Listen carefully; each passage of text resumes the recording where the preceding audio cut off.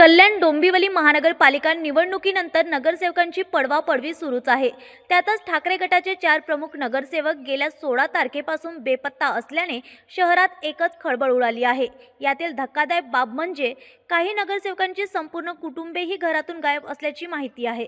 या प्रकरणावर शिवसेना नेते संजय राऊत यांनी तीव्र संताप व्यक्त करत सत्ताधाऱ्यांवर गंभीर आरोप केले आहेत।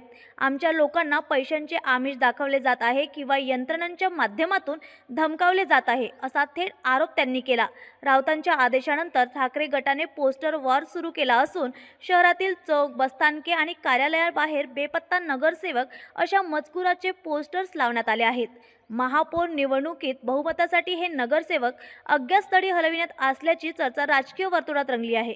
या प्रकरणी कोटशेवाडी पोलिसांनी तक्रार दाखल घेतली असून सीसीटीव्ही आणि मोबाईल लोकेशनच्या आधारे तपास सुरू असल्याचे पोलिसांनी सांगितले आहे।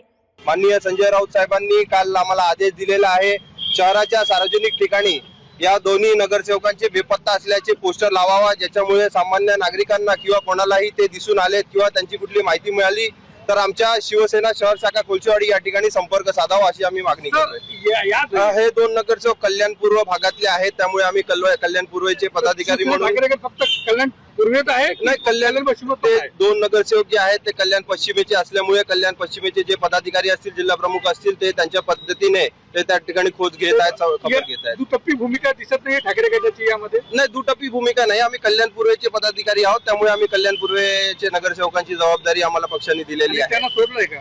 नाही, त्या कल्याण पश्चिमेचे जे आहेत पदाधिकारी ते त्याची शोध घेतात किंवा जी प्रक्रिया आहे ते प्रक्रिया ते कल्याण पश्चिमेचे पदाधिकारी फॉलो करतात। दिसत नाहीये ते त्यांचा सुरू त्याची प्रक्रिया नाही, त्यांना पण आदेश आहे।